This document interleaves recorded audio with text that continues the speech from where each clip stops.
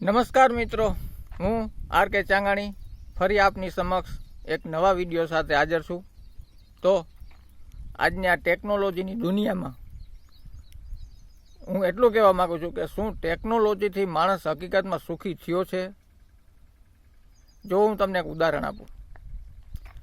અત્યારે માણસનું જીવન ટેકનોલોજી બહુ જ આમ સુખ વગર ભર્યું, કમ્ફર્ટેબલ બન્યું છે. ઉપર પંખો હાલતો હોય, સાઈડમાં એસી સેટ હોય, સામે ટીવી સેટ હોય, હોમ થિયેટર સેટ હોય, ટેબલ સેટ હોય, એની ઉપર ફૂલદાની હોય, સરસ અલગ અલગ કલરના ફૂલની, ચા કોફીના કપ પડ્યા હોય, કાચનો પાણીનો ગ્લાસ હોય, બરાબર. હવે સોફા સેટ હોય. આ બધા સેટની વચ્ચે બેઠેલો માણસ છે ને, એ અપસેટ હોય. પૂછો તમે, કાં ભાઈ શું હાલે? તો એમ કે અરે હું યાર ટેન્શન કેટલું છે જોતો ખરો. હવે વિચાર તમારે કરવાનું છે, ટેકનોલોજીથી માણસને સુખ મળ્યું છે કે નહીં, એ હું નથી કહેવાનું, એ તમારે નક્કી કરવાનું છે, બરાબર. કોઈ પણને પૂછો અત્યારે, કાં ભાઈ શું હાલે? તો કે ટાઈમ જ ક્યાં છે.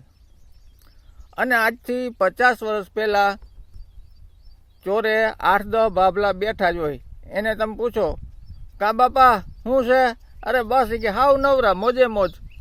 તેથી તો ટેકનોલોજી નહોતી ભાઈ, તો એ સુખી હતા કે દુઃખી હતા? હજી હું તમને એકવાર ફરીથી કહું છું, હું નહીં કહું ટેકનોલોજી ફાયદાકારક છે કે નહીં, એ તમારે નક્કી કરવાનું છે, બરાબર. મશીનોની સાથે કામ કરીને માણસ ખુદ એક મશીન બની ગયું છે. આ બધું યાંત્રિક થઈ ગયું છે. એટલો માણસ પ્રવૃત્તિમય થઈ ગયો છે કે માણસ ખુદ એક મશીન થઈ ગયું છે. અને જે લોકો યાંત્રિકમાં નથી, એ લોકો તાંત્રિકમાં ઘૂસી ગયા છે, બરાબર.